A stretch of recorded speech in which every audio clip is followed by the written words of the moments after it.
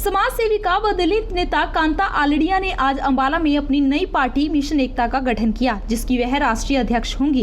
Press वार्ता करते हुए उन्होंने बताया कि संविधान को लागू करना ही उनकी पार्टी का इकलौता घोषणा पत्र होगा। उन्होंने कहा कि 1947 में देश आजाद होने के बाद आज तक कोई भी पार्टी संविधान को पूरी तरह से लागू नहीं कर पाई है। हम अपनी पार्टी की मदद से गरीब, मजदूर और किसान वर्ग की आवाज बुलंद करेंगे।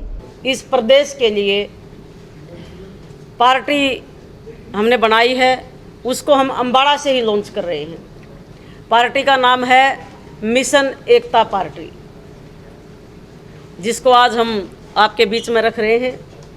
और हमारी पार्टी का जो सभी राजनीतिक दल जो होते हैं उनके घोषणा पत्र होते हैं, तो हमारा एक ही घोषणा पत्र है और संकल्प पत्र है भारत का संविधान।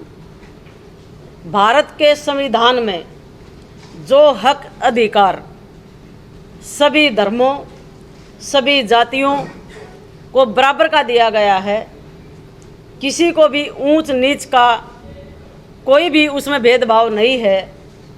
ये भारत का संविधान जो है इस देश में सभी जाति और धर्म के लोगों को समानता का जीवन जीने का अधिकार देता है। वहीं चुनाव लड़ने के सवाल पर कांता आलड़िया ने बताया कि प्रथम चरण में दोनों अंबाला व सिरसा रिजर्व लोकसभा सीट पर चुनाव लड़ना उनकी पार्टी का टारगेट होगा। हमने टारगेट लिया है 2 लोकसभा का, एक अंबाला और एक सिरसा।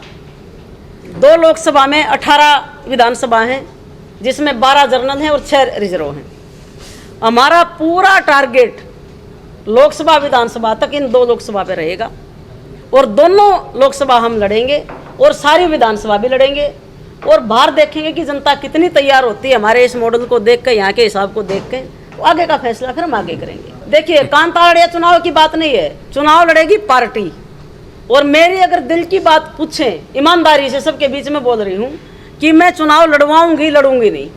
क्योंकि अगर मैं खुद चुनाव लड़ूंगी तो मेरी टीम को संभालने वाला हमारे पास कोई बड़ा नेता नहीं है, बड़ा कोई मैनेज करने वाला नहीं है।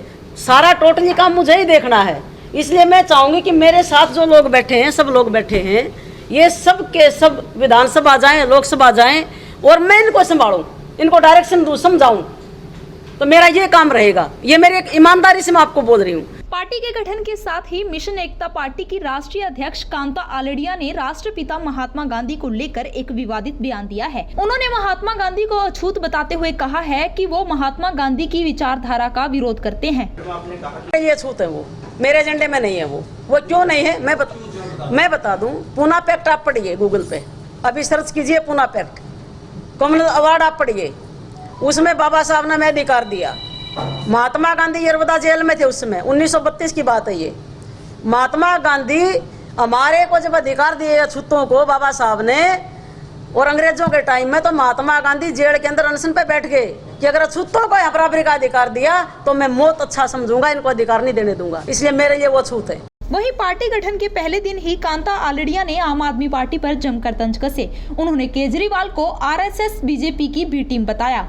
आम आदमी पार्टी का अगर आप इतिहास देखेंगे, मैं आपको एक छोटी सी बात याद दिलाती हूँ। 7 अगस्त 1990 को उस समय देश के प्रधानमंत्री कौन थे? वीपी सिंह जी। और एक मंडल रिपोर्ट आई थी जिसमें 27% अधिकार पिछड़ों को दिया गया था। उस समय यही केजरीवाल मंडल रिपोर्ट की खिलाफत के लिए आंदोलन में शरीक थे और देश में दंगे हुए, आग लगी, लोग मारे गए। आज वही केजरीवाल किस मुंह से बात करता है, आप बताइए? ये सिर्फ सत्ता की रोटियां खाना चाहते हैं और कुछ नहीं है। ये जहरीले लोग हैं और आम आदमी पार्टी बीजेपी आरएसएस की बी टीम है, मैं खुल कर बोल रही हूँ। इसके अलावा कांता आलड़िया ने बताया कि वह भारतीय किसान यूनियन चड़ूनी की राष्ट्रीय उपाध्यक्ष भी हैं। वह आगे भी गुरनाम सिंह चड़ूनी के साथ किसानों मजदूरों की लड़ाई लड़ती रहेंगी। मैं गुरनाम सिंह चड़ूनी जी के साथ थी और आगे भी रहूंगी। मैं राष्ट्रीय उपाध्यक्ष भी हूँ भारतीय किसान यूनियन में और मैंने बोल भी दिया है मीटिंग में। अशोक भाई शायद उस दिन थे मीटिंग में कि भाई मैं पॉलिटिकल पार्टी का गठन कर रही हूँ और मैं हमेशा जहाँ भी किसानों की, गरीब मजदूर के हितों की बात आएगी, किसी के ऊपर भी जुल्म होगा, अमीर के ऊपर भी जुल्म होगा, मैं उसके साथ भी खड़ी होंगी।